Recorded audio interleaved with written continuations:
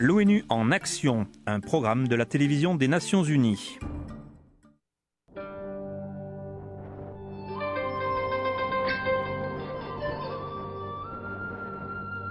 Le petit royaume himalayen du Bhoutan est, depuis des siècles, empreint de secrets aussi opaques que les nuages qui tournoient autour de ses cimes élevées. Mais aujourd'hui, les vallées luxuriantes sculptées dans ces montagnes abritent un peuple dont les traditions sont restées exceptionnellement intactes dans notre monde globalisé.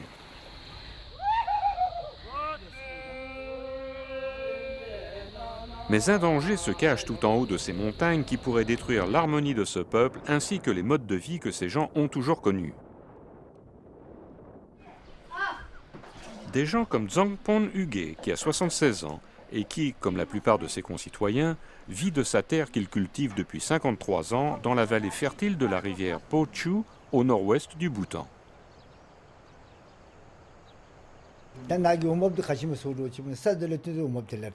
L'agriculture est mon seul moyen de gagner de l'argent. Il n'y en a pas d'autre. Le riz, le blé, les choux et les piments. Nous en mangeons et nous vendons le reste.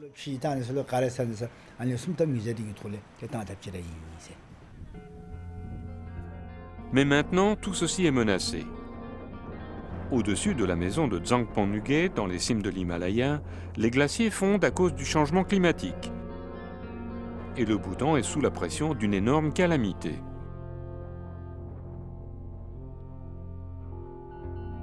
Lorsque les glaciers fondent, des lacs se forment en leur sein, et il y a déjà plus de 2600 lacs glaciaires au Bhoutan. L'augmentation du volume de cette eau fondue est un danger qui risque d'exploser sous peu. Si ceci arrive, un mur d'eau se précipitera sur les communautés de la vallée en aval et balayera tout et tout le monde à son passage. Les gens l'appellent le tsunami venu du ciel. Daochu Dukpa, un ingénieur du ministère de la Géologie et des Mines au Bhoutan, a passé plusieurs années à étudier le glacier Tortormi. Si tout ce glacier fond, ce qui va se passer un jour ou l'autre, ça peut devenir le scénario catastrophe.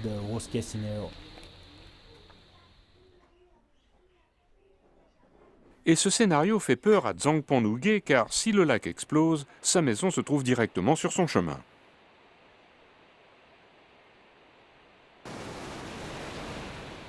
Une catastrophe plus petite de ce genre s'est déjà passée dans cette vallée en 1994, lorsque 28 personnes ont perdu la vie à la suite du débordement d'un lac glaciaire voisin et qu'un grand nombre d'autres personnes ont perdu leur foyer et leurs moyens d'existence. Mais cette fois, le mur d'eau pourrait être 3 fois plus élevé. C'est ainsi qu'en août 2009, le gouvernement du Bhoutan a lancé, avec l'aide d'organisations internationales, un projet ambitieux qui vise à réduire le risque des inondations tout en protégeant les communautés en aval. Claire van der Veren est la directrice du PNUD, le programme des Nations Unies pour le développement, au Bhoutan. Un projet a été développé qui vise à réduire le volume d'eau dans l'un des plus grands lacs glaciaires, le lac Tortormi. Ce projet pilote est mené par des hommes et des femmes de la région.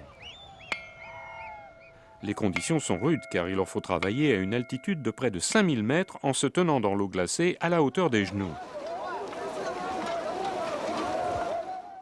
Beaucoup n'ont même pas d'outils et doivent travailler à main nue. L'idée est d'arriver à faire baisser le niveau de l'eau de 5 mètres d'ici 3 ans. Ils creusent un système de drainage qui laisse l'eau s'écouler petit à petit.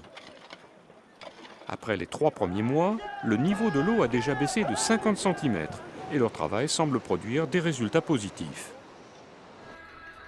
Par ailleurs, bien qu'il apprécie les efforts faits pour protéger son avenir, Zangpon Uge croit qu'une aide spirituelle supplémentaire l'aidera à le protéger, lui et sa famille, d'autant plus.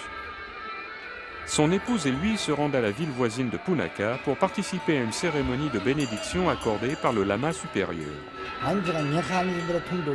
Comme le dit un vieux proverbe bhoutanais, le vrai ennemi, c'est ou le feu ou l'eau, et personne ne peut les vaincre. C'est notre sort et nous devons faire avec.